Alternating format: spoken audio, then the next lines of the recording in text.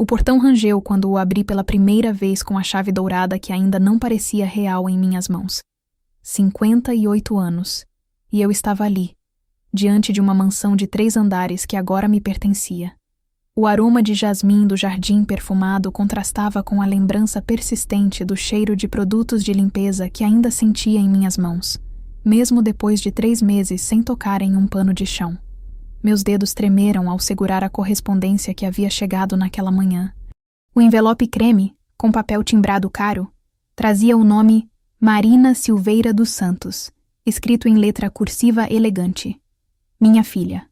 A mesma que não me procurava há 2 anos, desde aquela discussão terrível no Natal em que ela disse que se envergonhava de apresentar uma faxineira como mãe aos amigos do clube. Sentei-me na escadaria de mármore da entrada principal, ainda vestindo meu vestido simples de algodão florido, tão deslocado naquele cenário de luxo. O papel da carta era espesso entre meus dedos calejados. Não precisei abri-la para saber o que dizia.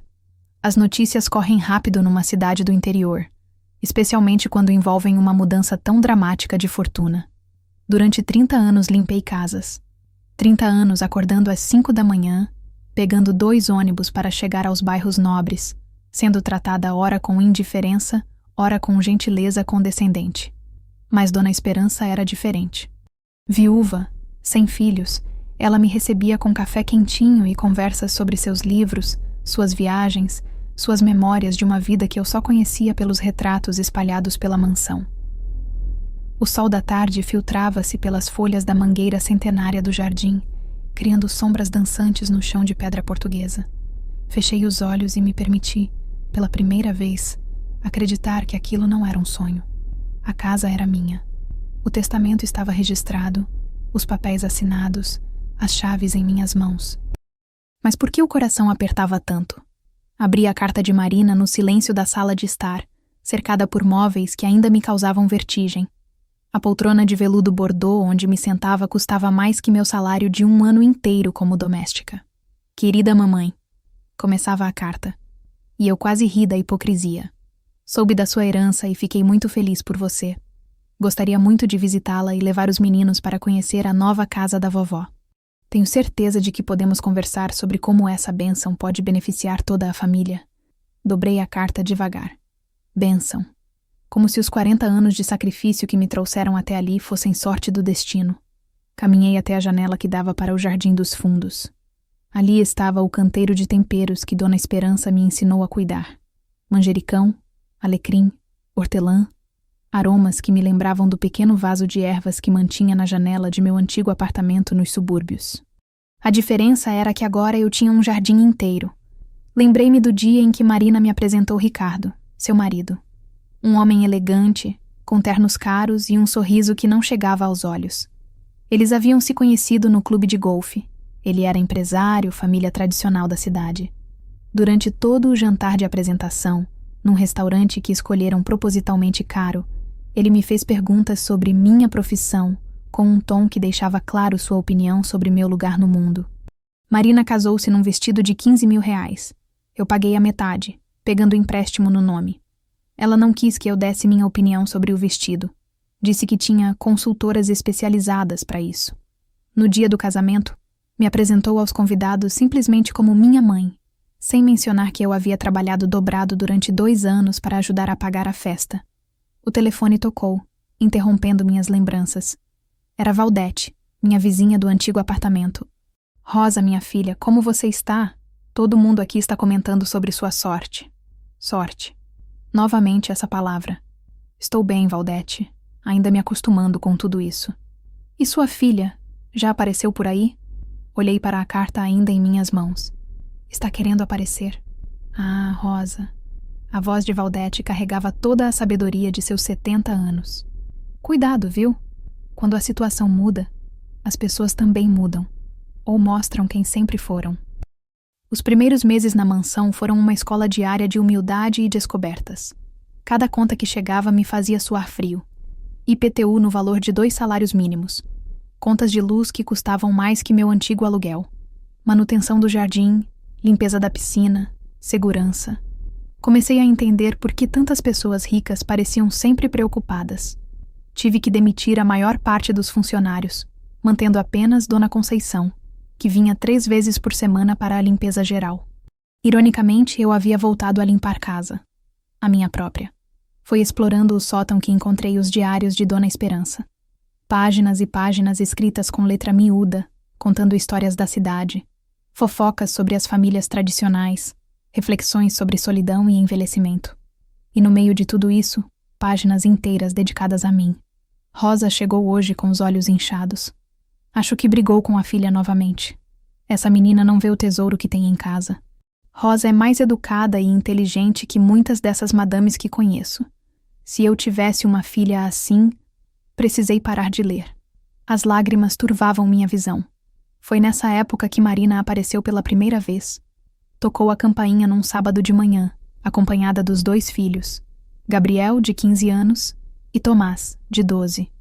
Eles estavam diferentes, menos arrumadinhos que da última vez que os vira.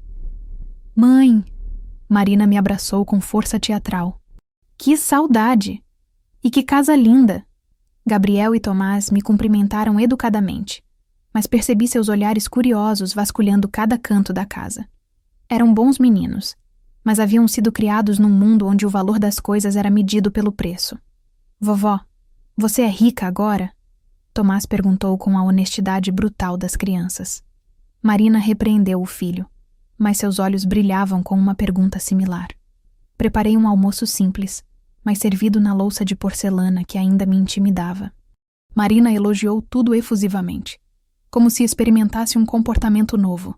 Falou sobre os meninos, sobre as atividades do clube, sobre as últimas viagens. Não mencionou Ricardo, nem perguntou como eu estava me adaptando à nova vida. Quando ela pediu para conversar em particular, meu coração disparou. Marina me levou até o escritório, com suas estantes de mogno repletas de livros que eu ainda não tinha coragem de tocar. Ela examinou cada objeto com olhos avaliadores. "Mãe, eu estava pensando..." Começou, acomodando-se na poltrona de couro como se fosse a dona da casa. "Que bênção você ter recebido essa herança. Tenho certeza de que Dona Esperança sabia que você cuidaria bem do patrimônio da família." "Que família, Marina? Ela não tinha filhos." "Ah, mas agora você faz parte da família dela, não faz? E nós também, por extensão." Ela sorriu, mas havia algo forçado naquele sorriso. Por isso eu estava pensando... Talvez fosse interessante transformar esta propriedade em algo que beneficiasse todos nós. Ela puxou uma pasta da bolsa cara que carregava.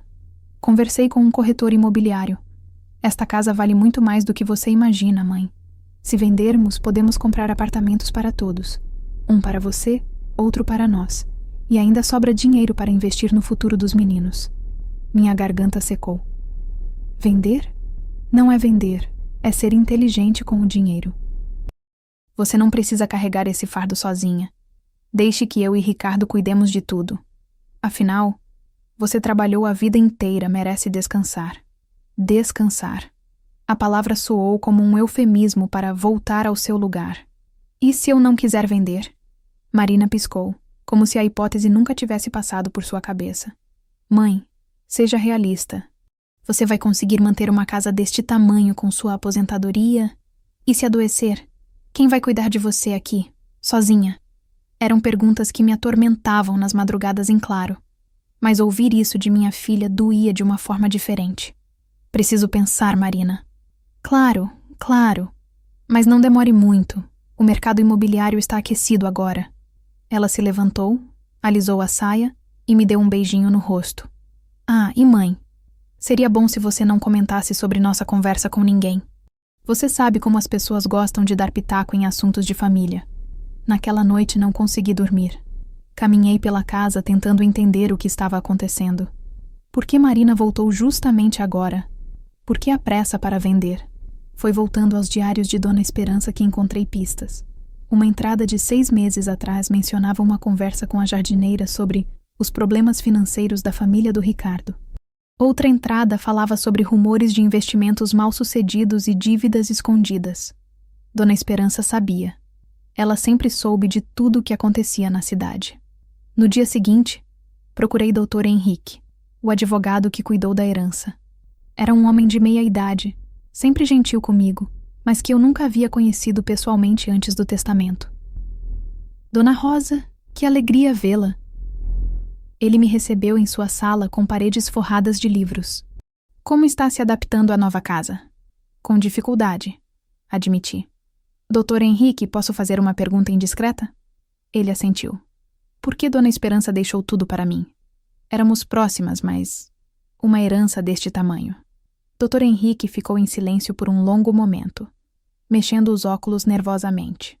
Dona Rosa, Esperança Cordeiro dos Santos era uma mulher muito observadora. Ela me disse uma vez que você era a única pessoa que a tratava como gente, não como uma senhora rica. Que você perguntava sobre seus sonhos, suas memórias, não sobre seus bens. Ele se levantou e caminhou até a janela. Mas havia algo mais. Ela descobriu algumas coisas sobre sua família, sobre seu passado, coisas que ela acreditava que você tinha o direito de saber. Meu coração disparou. Que tipo de coisas? Ela deixou uma carta para você. Estava guardada em meu cofre, com instruções para entregá-la, apenas se você perguntasse especificamente sobre os motivos da herança. Ele me entregou um envelope lacrado com meu nome escrito na letra elegante que eu conhecia tão bem. Leve para casa. Leia com calma. E se precisar conversar, estarei aqui. Li a carta de Dona Esperança 3 vezes antes de conseguir processar completamente as palavras. Minha querida Rosa, se você está lendo esta carta, significa que está questionando minha decisão de deixar tudo para você. É natural.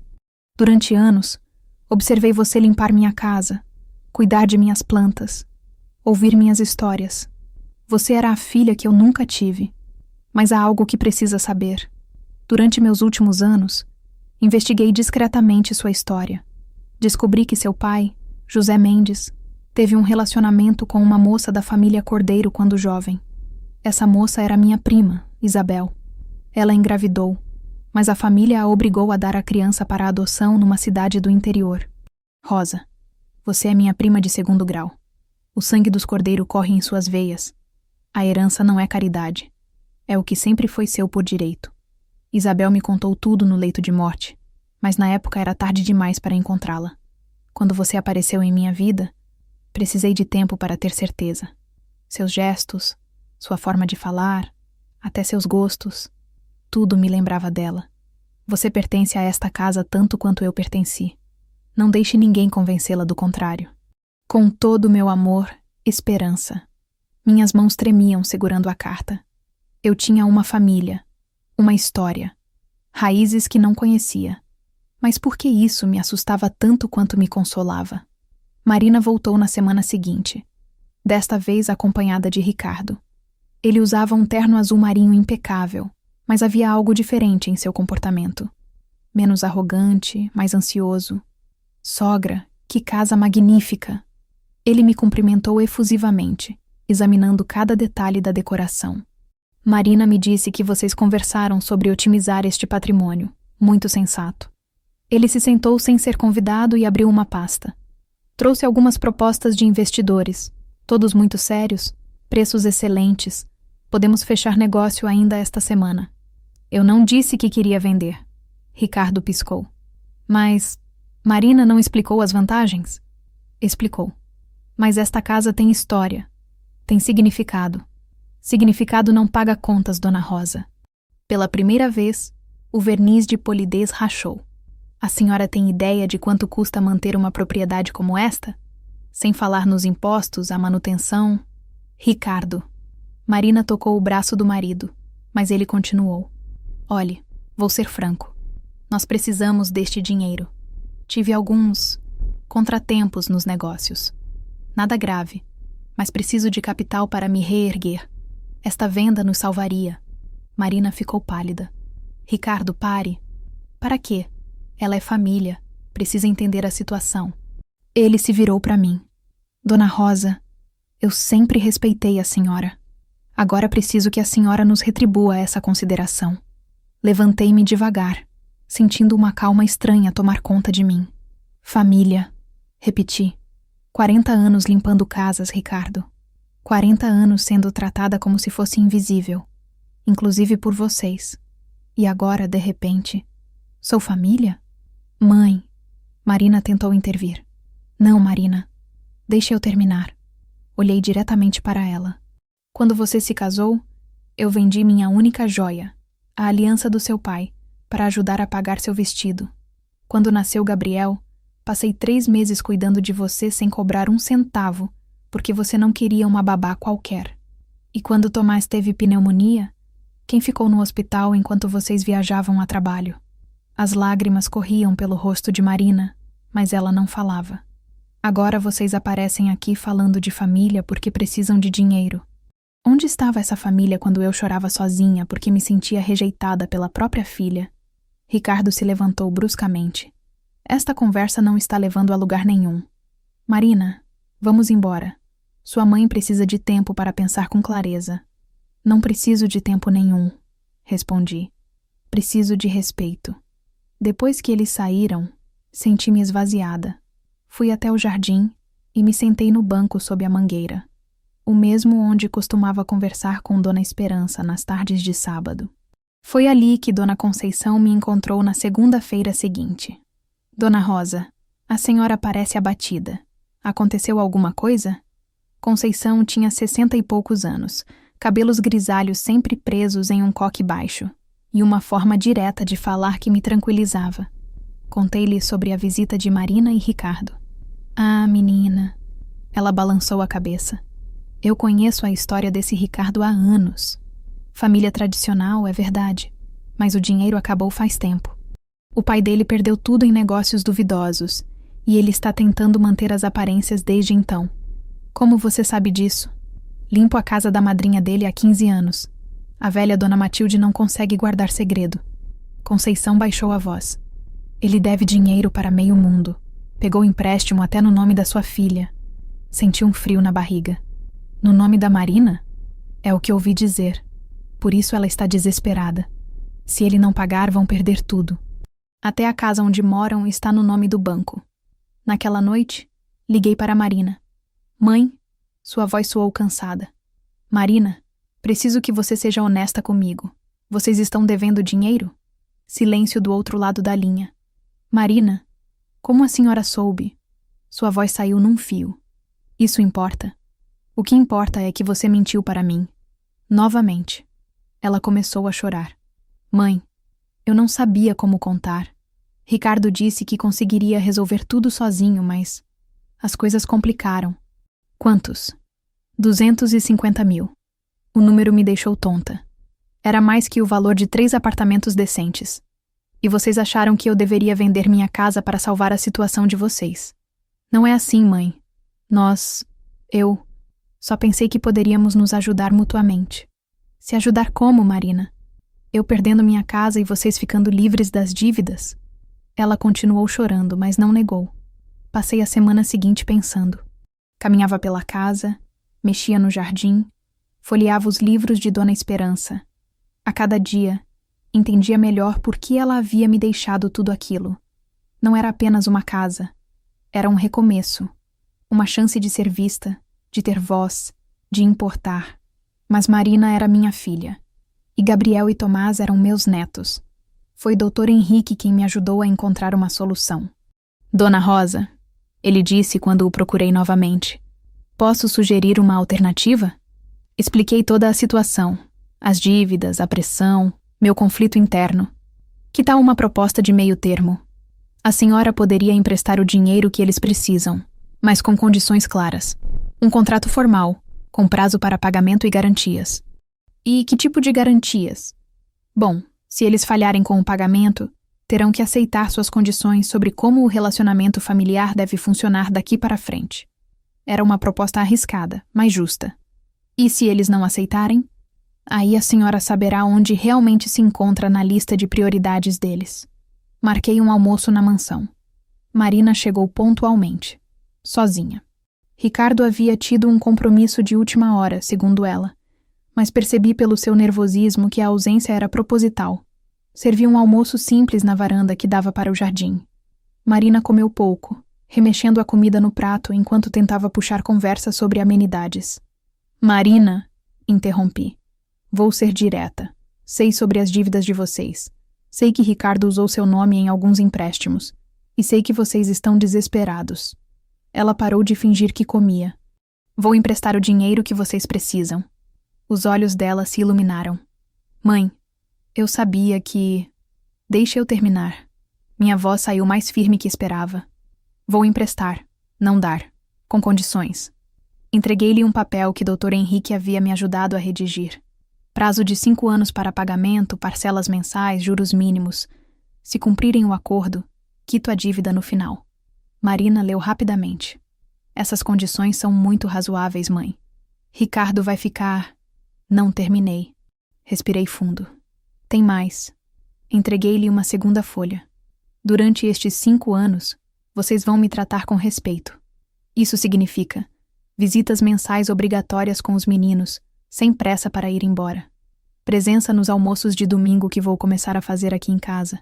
E nunca mais me apresentar apenas como minha mãe. Vou ser minha mãe, Rosa, que trabalhou a vida inteira para nos dar uma vida melhor. Marina me olhava com a boca entreaberta. E tem mais. Se vocês descumprirem qualquer parte do acordo, financeira ou emocional, a dívida vence imediatamente e vocês terão que encontrar outra solução. Mãe, isso é... justo, completei. Pela primeira vez em muito tempo, estou pedindo algo justo. Ela dobrou os papéis devagar. Preciso conversar com Ricardo. Claro, mas Marina... Ela me olhou. Se ele recusar essas condições, eu vou entender exatamente que tipo de homem ele é e que tipo de filha você escolheu ser. Ricardo apareceu na minha porta 2 dias depois, sem Marina.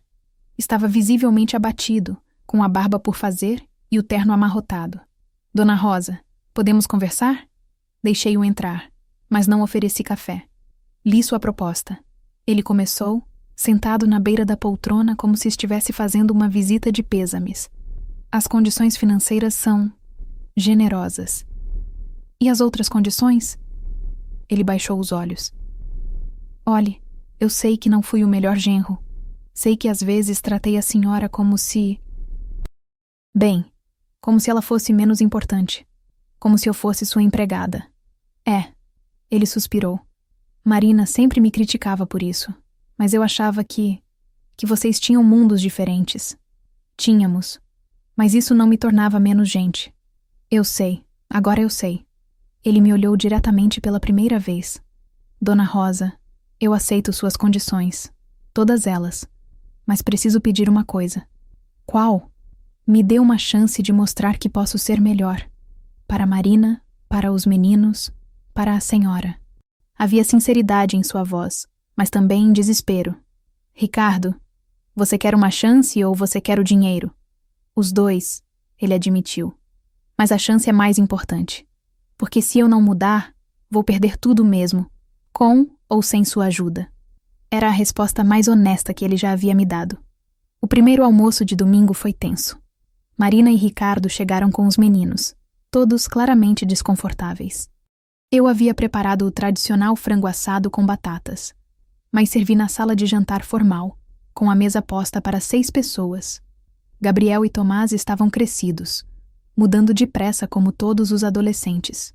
Tentei conversar com eles sobre escola, videogames, esportes, mas suas respostas eram monossilábicas. Foi Tomás quem quebrou o gelo.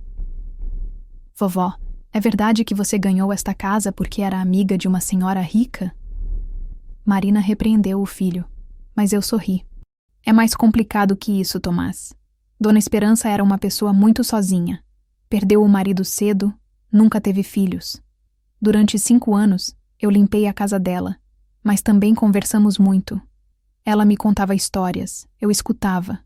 Quando ela morreu, descobri que me considerava família. Mas por que ela deixou tudo para você e não para a família dela? Porque às vezes a família que a gente escolhe é mais importante que a família de sangue. Marina e Ricardo trocaram um olhar desconfortável. E vocês são minha família de sangue, continuei. Mas durante muitos anos não me trataram como família. Agora estamos aprendendo a ser família de novo. Gabriel, o mais velho, me surpreendeu com sua próxima pergunta. Vovó, você ficou magoada com a mamãe? Marina ficou pálida, mas eu decidi ser honesta. Fiquei, Gabriel. Muito magoada. Mas ser mãe significa amar mesmo quando dói. E eu nunca parei de amar sua mãe. O resto do almoço fluiu mais naturalmente. Pela primeira vez em anos, senti que estava tendo uma refeição em família de verdade. 6 meses depois, nossa rotina tinha encontrado um ritmo próprio. Os almoços de domingo se tornaram o ponto alto da minha semana. Marina chegava mais cedo para me ajudar na cozinha, e Ricardo descobriu que gostava de jardinagem, ajudando-me a cuidar das plantas de Dona Esperança. Foi numa dessas tardes de domingo que Marina finalmente conseguiu falar sobre o que realmente a incomodava. "Mãe", ela disse enquanto arrumávamos a cozinha, "posso pedir desculpas de verdade?" "Você já pediu, filha." Não pedi. Nunca falei sobre o que realmente me envergonhava. Parei de secar os pratos e a olhei. "Não era você ser faxineira que me incomodava."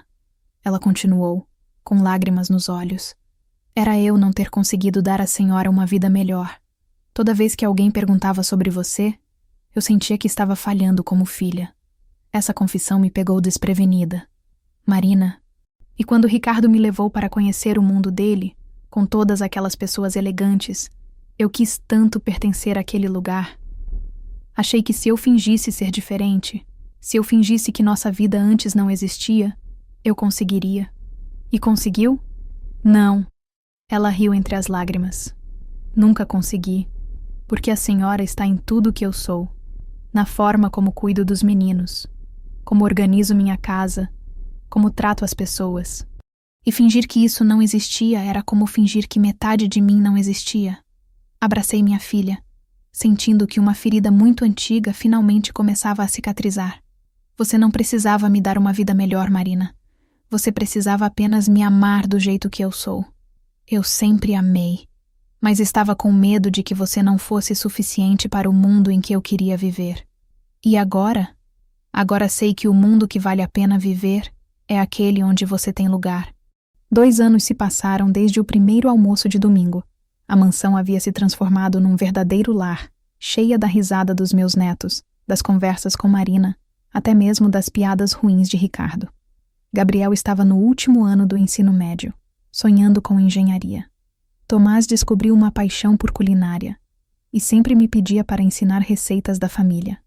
Marina voltou a estudar, fazendo um curso de decoração de interiores, algo que sempre quis, mas nunca teve coragem de tentar. Ricardo conseguiu reorganizar sua vida financeira com o empréstimo que fiz. Mais que isso, descobriu que gostava mais de administrar negócios pequenos e honestos do que tentar manter aparências grandiosas. Abriu uma consultoria para pequenas empresas e, pela primeira vez em anos, dormia tranquilo. Numa manhã de setembro, enquanto regava os jasmins que agora cobriam toda a cerca da frente, recebi uma visita inesperada. Um homem de meia idade, elegante mas com um ar gentil, tocou a campainha. "A senhora é Rosa Mendes?" ele perguntou quando abriu o portão. "Sou. Em que posso ajudá-lo?" "Meu nome é Paulo Cordeiro. Acho que somos parentes." Meu coração disparou. Cordeiro, o sobrenome da família de Dona Esperança. Convidei-o para entrar. Na sala de estar, ele me explicou que era neto de Isabel Cordeiro, aquela prima de Dona Esperança mencionada na carta. Isabel havia contado a história para ele antes de morrer, mas ele só agora havia conseguido me encontrar. "Esperança deixou uma carta para mim também", ele disse, mostrando-me um envelope similar ao que eu havia recebido. "Ela me pediu para procurar você, caso algum dia você precisasse de apoio da família." "Família", repeti, ainda tentando processar. "Somos primos, Rosa. E eu vim não apenas para me apresentar, mas para dizer que você tem raízes, tem uma história, e nunca mais precisa se sentir sozinha no mundo." Conversamos a tarde inteira. Paulo me mostrou fotos antigas, documentos de família, histórias sobre nossos antepassados. Descobri que vinha de uma linhagem de mulheres fortes, trabalhadoras, que haviam enfrentado dificuldades com dignidade por gerações. Quando Marina chegou para o almoço de domingo e encontrou Paulo ainda lá, a princípio ficou confusa. Mas quando expliquei nossa conexão familiar, vi algo diferente em seus olhos. Orgulho. Pela primeira vez, ela parecia orgulhosa de nossa história. "Mãe", ela disse depois que Paulo foi embora, "a senhora sempre foi de família importante. Só não sabíamos." "Não, Marina", corrigi suavemente. Eu sempre fui importante. A família apenas confirmou. Na semana seguinte, Paulo voltou com mais descobertas. Havia encontrado certidões, registros antigos, até mesmo algumas joias que pertenceram à nossa bisavó. Mas a descoberta mais surpreendente veio quando ele me mostrou uma escritura antiga. Rosa, há uma pequena propriedade rural que pertencia à família. Fica a 2 horas daqui, na região serrana. Está abandonada há anos, mas legalmente é sua. Era uma casinha simples de pedra, com um terreno de 3 hectares coberto de árvores frutíferas selvagens. Quando visitamos o local, senti uma conexão imediata. Era como se minha alma reconhecesse aquele pedaço de terra. Paulo, disse, caminhando pela propriedade com ele e Marina. Acho que encontrei meu próximo projeto. Durante os meses seguintes, trabalhamos juntos para restaurar a casa rural. Marina descobriu um talento natural para a decoração rústica. Ricardo provou ser hábil com reparos, e os meninos adoraram ter um projeto de família para trabalhar nos fins de semana. Transformamos a propriedade num refúgio rural que abriu nos fins de semana para famílias da cidade. Nada luxuoso, apenas um lugar onde as pessoas podiam desconectar do mundo e reconectar umas com as outras. Foi lá que aprendi a maior lição da minha jornada.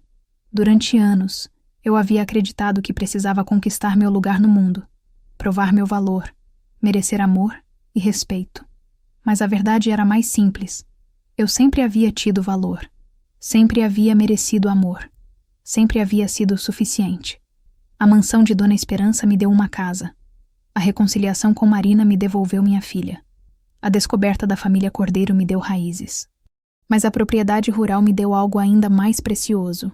A certeza de que eu podia criar, construir, deixar um legado positivo no mundo.